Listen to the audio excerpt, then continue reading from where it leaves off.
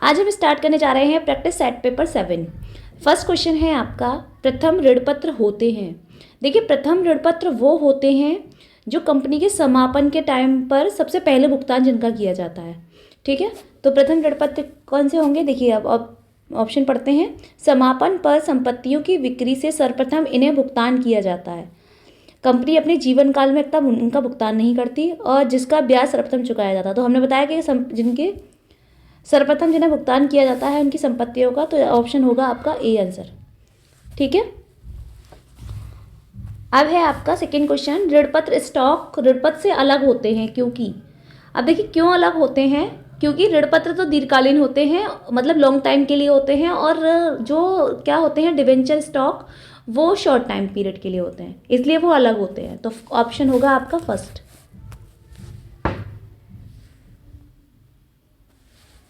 ठीक है, अब थर्ड क्वेश्चन है, ऋणपत्रों की प्रकृति होती है। ऋणपत्रों की कैसी प्रकृति होती है? ऋणपत्रों की प्रकृति होती है कंपनी द्वारा लिए गए ऋण का स्वीकृत पत्र। कौन से होते हैं वो? ऋणपत्र जो होते हैं वो क्या होते हैं? कंपनी द्वारा लिए गए ऋण का स्वीकृत पत्र। तो ऑप्शन ए। अब है अपरिवर्तनशील ऋणपत्र का अर्थ है। अपरिवर्तनशील ऋणपत्र कौन से होते हैं? अपरिवर्तनशील ऋणपत्र वो होते हैं जो कभी परिवर्तित नहीं होते, जो कभी चेंज नहीं होते, मतलब वही रहते हैं, जिन्हें हम ऋण पूंजी भी बोलते हैं। तो इसमें ऑप्शन है आपका सी, ऋण पूंजी। अब है वाहक ऋणपत्र। वाहक ऋणपत्र कौन से होते हैं? जिनको हम ट्रांसफर तुरंत की तुरंत कर सकते हैं। ठीक है, तो ऑप्शन क्या है? ऑप्शन है जिसका नाम कंपनी की पुस्तकों में दर्ज हो, जिसका हस्तांतरण मात्र अनुमति से हो जाए, जिसका हस्तांतरण मात्र सुपुर्दगी से होता है, मतलब तुरंत की तुरंत हो जाता है। तो ऑप्शन है इसका सी। अब है ऋणपत्र स्कंध है। ऋणपत्र स्कंध क्या है? अंशतः हस्तांतरित पत्र, एक प्रकार का ऋणपत्र, पूर्वदत्त ऋणपत्रों का परिवर्तन रूप, एक प्रकार के। देखिए, ऋणपत्र स्टॉक क्या होता है? वो होता है पूर्वदत्त ऋणपत्रों का परिवर्तन रूप। मतलब उन्हें जो आपने क्या कर दिए हो, पूर्वदत्त का मतलब होता है एडवांस में पेमेंट कर देना। ठीक है, जिसको क्या कर दिया हो आपने, एडवांस में पेमेंट कर दिया हो। तो इसका ऑप्शन क्या होगा? ये ऋणपत्र स्टॉक है पूर्वदत्त ऋणपत्रों का परिवर्तित रूप। पूर्वदत्त जो होते हैं वो भी स्टॉक टाइप में आते हैं। ठीक है, अब है ऋणपत्रों की निगमन पर बट्टा चिट्ठे में दिखाते हैं। ऋणपत्रों के निगमन पर बट्टा चिट्ठे में दिखाते हैं। कौन से पक्ष में दिखाते हैं चिट्ठे के? देखिए, ये दिखाते हैं हमेशा संपत्ति पक्ष में। जो ऋणपत्र होते हैं वो आपके क्या होते हैं? लॉन्ग टर्म लायबिलिटीज होते हैं। तो इनका इशू पे जो भी बट्टा होगा वो किस में दिखाएंगे? संपत्ति पक्ष में। अपोजिट कर देते हैं, क्योंकि बट्टा आ रहा है तो बट्टे में दिखाते हैं। ठीक है, वो संपत्ति पक्ष में आता है आपका। तो ऑप्शन होगा आपका क्या?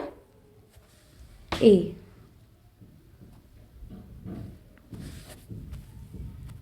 अब है राम एंड कंपनी के 500 वाले 50 ऋणपत्र 10% ऋणपत्र से 1 जुलाई 2 को 490 ब्याज सहित प्रति ऋणपत्र की दर से खरीदे। अब ये बोल रहे हैं 500 वाले ऋणपत्र किससे खरीदे? 490 में ब्याज सहित खरीदे। ठीक है, फिर बोल रहे हैं ब्याज का भुगतान 31 अगस्त व 28 फरवरी को किया जाता है। मतलब 2 बार किया जाता है ब्याज का भुगतान, एक तो 31 अगस्त को और एक 28 फरवरी को। तो प्रविष्टि बनानी है। अब देखिए, प्रविष्टि बनानी है तो इसमें कौन सी? पहले तो ऋणपत्र इशू किए हैं आपने, तो ऋणपत्र इशू करने के लिए बनाओगे एंट्री, मतलब 50 × 500। ठीक है, तो आपका एंट्री बनेगी, first entry debenture account debit to bank account. ठीक है, और फिर होगा आपने क्या किया है? 1 जुलाई 490 का ब्याज सहित ऋणपत्र की दर से दर खरीदे। ठीक है, इंटरेस्ट दी है आपने 490 रुपये की। ठीक है, तो 490 का आपको प्रॉफिट हो रहा है, तो एंट्री बनेगी। देखिए, 10% ऋणपत्र किस में है? आधा तो ये हुई 10% ऋणपत्र।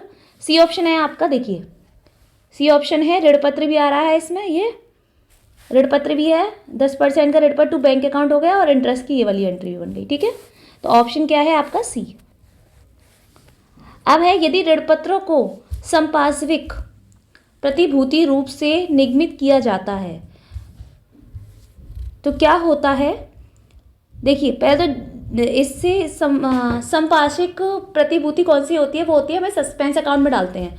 वो एक ऐसी प्रतिभूति होती है वो एक ऐसी प्रतिभूति होती है जिसका क्या होता है, जो गारंटी के बेस पर रखी जाती है।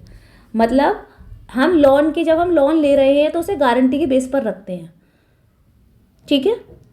तो जब बेस पर रखेंगे तो वो सस्पेंस अकाउंट में हो गई, और सस्पेंस अकाउंट डिवेंचर का जो होता है तो उसमें एंट्री बनती है debenture suspense account debit to debenture account. तो ऑप्शन क्या होगा आपका, डी। अब है कंपनी द्वारा ऋणपत्र संपादित प्रतिभूति निगमन की दशा में खाता खोला जाता है। तो जाहिर सी बात है, जब वो इसकी संपादित प्रतिभूति खोली जा रही है तो क्या खोला जाएगा, तो वो सीधे सीधे खोला जाएगा डिवेंचर सस्पेंस अकाउंट। अभी एंट्री डिवेंचर सस्पेंस की बन रही है तो डिवेंचर सस्पेंस अकाउंट ही खोलेगा। अब ऋणपत्र शोधन कोष विनियोग पर ब्याज, प्राप्त ब्याज असंचयी कोष को विशेष परिस्थिति में जोड़ा जाता है। तो किस विशेष परिस्थिति में जोड़ा जाता है, तो वो कहाँ आती है, जब प्राप्त ब्याज होगी तो वो आपके लावानी खाते में ही आएगी। इंटरेस्ट हमेशा लावानी खाते में आती है, ना तो ऋणपत्र में आती, ना ऋणपत्र शोधन कोष विनियोग में और ना ऋणपत्र शोधन कोष में, तो इसमें आएगी लावानी खाते में, ठीक है। जो भी ब्याज मिलती है वो किस में आएगी, लावानी खाते में। अब 12 क्वेश्चन है आपका, ऋणपत्र शोधन कोष विनियोग पर प्राप्त ब्याज जोड़ा जाता है, किस में जोड़ा जाता है, मतलब किस चीज में, लावानी में जोड़ता है, लेकिन क्या होगा, विनियोग पर ब्याज हो रही है। देखिए यहाँ पे था विनियोग पर प्राप्त ब्याज असंचयी कोष को, असंचयी के बोल रहे थे, ठीक है, अनरिजर्व को, तो वो इसलिए जोड़ रहे थे किसमें, लावानी खाते में। लेकिन अब इसमें क्या बोल रहे हैं, 11 वाले क्वेश्चन में तो यही बोल रहे थे, ठीक है, शोधन वाले सीन में, और कि असंचयी कोष है वो, ठीक है, वो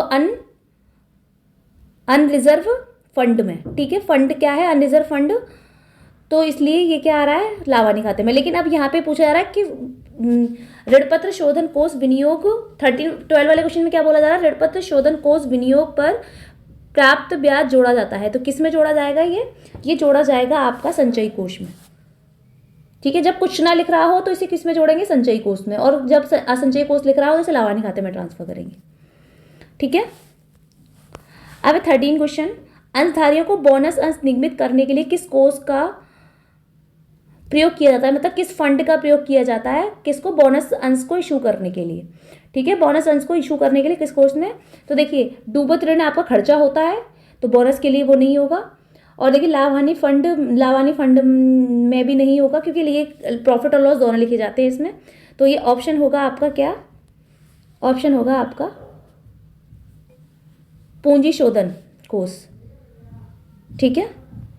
अब है आपका 14 क्वेश्चन, यदि कंपनी ऋणपत्रों के शोधन हेतु शोधन कोष खाता बनाती है और इस खाते विनियोग लाभ पर बेचा जाता है, मतलब क्या कर रही है कंपनी, ऋणपत्रों के शोधन के लिए ऋणपत्र के लिए रिडीम फंड बना रही है, तो इस खाते को विनियोग पर, इन्वेस्टमेंट पर कितना प्रॉफिट पे बेचा जाएगा, ये बोल रहे हैं कि बेचा जाएगा, तो प्रविष्टि क्या होगी, मतलब एंट्री के बारे में बोल रहे हैं, एंट्री क्या होगी।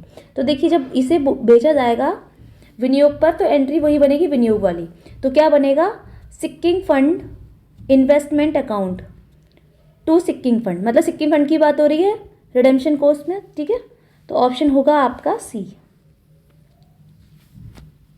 अब बोल रहे हैं 20,000 के ऋणपत्र, 15 क्वेश्चन क्या है आपका, 20,000 के ऋणपत्र जो कि 8 वर्ष बाद 21,000 के शोधनीय हैं, मतलब आपके 20,000 के शेयर है, ठीक है, लेकिन 21,000 के आप रिडीम करा सकते हैं, उन्हें इशू कर सकते हैं, इशू करने के बाद रिडीम करा सकते हैं। 20,000 के तो आपके इशू हुए हैं, ठीक है, आपने इशू कर दिए 20,000 के, अब 21,000 के आपको रिडीम कराने होंगे। तो जब रिडीम कराएंगे तो एंट्री क्या बनेगी, देखिए पहले रिडीम कराते हैं तो आपकी एंट्री, मतलब ये मान के चलिए आपके 20,000 के 21,000 के शेयर हैं, आपको मिले 20,000 रुपये हैं, तो जब रिडीम कराना पड़ेगा तो आपका लॉस होगा, जब लॉस होगा और इधर लॉस भी होगा, इधर प्रीमियम भी जाएगा आपका 1,000 रुपये, क्योंकि 20,000 का 21,000 में बेचे आपने। तो ऑप्शन एंट्री बनेगी आपकी bank account debit, loss and issue of debenture account debit to debenture account to premium, option है आपका सी। अब है आपका ऋणपत्रधारी, 16 क्वेश्चन क्या है, ऋणपत्रधारी कंपनी के ऋणदाता होते हैं, ठीक है। डिवेंचर होल्डर कौन होते हैं, डिवेंचर डेटर्स होते हैं, उन्हें अपनी पूंजी प्राप्त करने का अधिकार होता है, जाहिर सी बात है उन्हें अपनी अधिकार, तो पूंजी पर वो ब्याज भी प्राप्त कर सकते हैं। तो क्या प्राप्त करेंगे, ऋणपत्र पर क्या प्राप्त होता है, ब्याज। देखिए लाभांश हमेशा शेयर पर प्राप्त होता है, और भट्टा हमेशा माल पर प्राप्त होता है, और ब्याज ऋणपत्र पर भी प्राप्त होती है, ठीक है। अब ऑप्शन है आपका 17, क्वेश्चन है आपका 17, विनियोग हेतु खरीदे गए ऋणपत्रों को रद्द करने एवं बेचने पर लाभ को हस्तांतरित किया जाता है। क्या कर रहे हैं हम? विनियोग हेतु खरीदे गए ऋणपत्र को, इन्वेस्टमेंट के लिए हमने क्या किया है? ऋणपत्रों को खरीदा है। इन्वेस्ट हेतु खरीदे गए मतलब इन्वेस्ट के लिए हमने क्या किया है? ऋणपत्र को खरीद कर हम उसे कैंसिल कर रहे हैं या बेच रहे हैं, जिससे जो भी लाभ होगा वो किस चीज़ में आएगा? तो देखिए, जब लाभ होता है तो ये हमेशा जनरल रिजर्व में ट्रांसफर होता है। तो ऑप्शन होगा आपका समान संचय, ऑप्शन सी। ध्यान रखिएगा कि डिवेंचर का जब भी प्रॉफिट हो रहा है शोधन करने के बाद, तो वो किस में होगा? वो आपका शोधन करने की बात नहीं हो रही है, शोधन कर रहे होते तो हम किस में आता? पूंजी शोधन खाते में, ठीक है। लेकिन यहाँ पर ये बात हो रही है कि डिवेंचर खरीद लिए हैं आपने, फिर उन्हें आप कैंसिल कर रहे हैं या फिर उन्हें बेच रहे हैं, तो उससे जो भी प्रॉफिट आ रहा है वो किस में आएगा? जनरल रिजर्व में।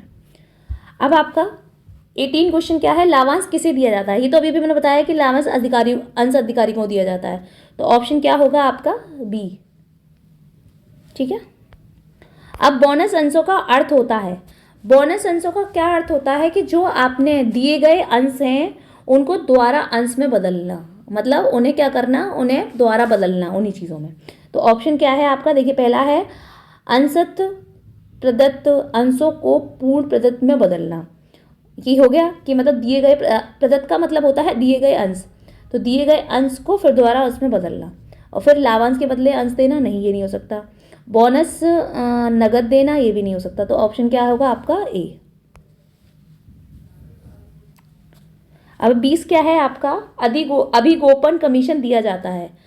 अभिगोपन कमीशन जो होता है, जो छिपा हुआ होता है, वो किस में दिया जाता है? वो संपत्ति पक्ष के विविध व्यय में। किस में दिया जाता है? संपत्ति पक्ष के विविध व्यय में।